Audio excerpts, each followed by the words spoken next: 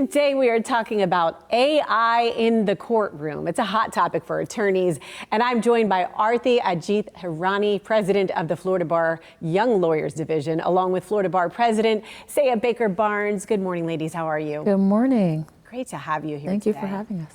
Okay, when you hear AI in the courtroom, what do you think of? What concerns you about that? I think the first thing is that people tend to be like a little bit terrified of it, right? Sure. They're like, you know, we come in, I'm a trial lawyer, she's a transactional lawyer. So I'm like in the front of the scene and she's behind the scene.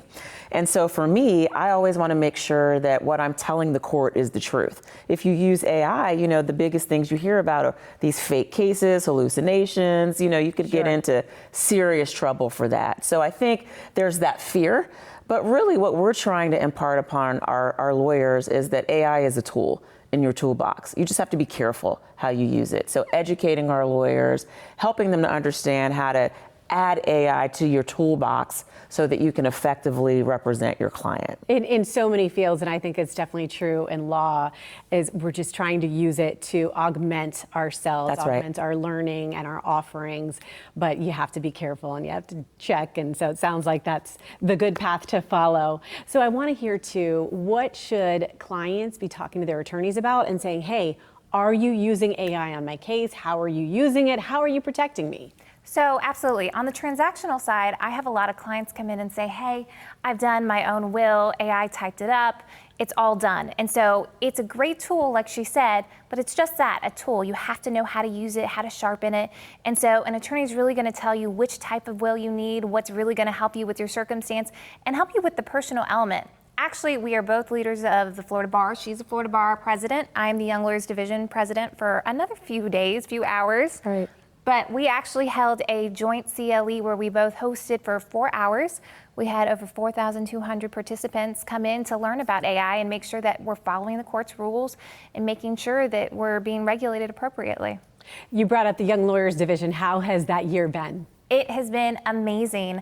My theme this year has been open for opportunity. I've had the opportunity to work with a Florida Bar president who saved a seat at the table for us, and it has been phenomenal to work hand in hand with someone who really appreciates and makes sure that the younger generation is able to take care of what they need to. Love to hear that. And it's got to be so interesting, like you're the Young Lawyer Division, so you're looking at attorneys who AI is now going to be a part of your learning. In fact, I mean, attorneys coming out of law school, that's part of it. So it's like integrating both. So we're kind of seeing a shift, I would imagine. Yeah, I mean, we're more the senior lawyers, right? I mean, we have 115,000 lawyers in Florida.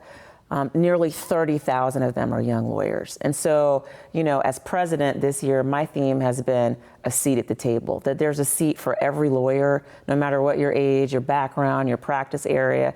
This is the future of our profession. So we want them to be prepared. We want them to be confident. We want them to be able to use those tools successfully in representing their clients. Well put. You know what I think about too? I've got to get your take on this, both of you. I'm interested in hearing what you have to say about those individuals who say, okay, well, I can use ChatGPT to do my own legal work. I can come up with the answer. And good for you for trying to do the research and being knowledgeable. But then they come to you and it's like you may have done some damage that you can't undo, or it just, you know, knowing just a little bit, knowing enough to be dangerous, but not getting the job done properly. Sure. Well, I mean, to me, I think AI is a piece of a very large puzzle, right? We have been trained for years to know about the loopholes and the landmines that we want our clients to be able to avoid, to put them in the best position to be successful. So there's a human element to advocacy. That human element is not going to be replaced by AI or anything else.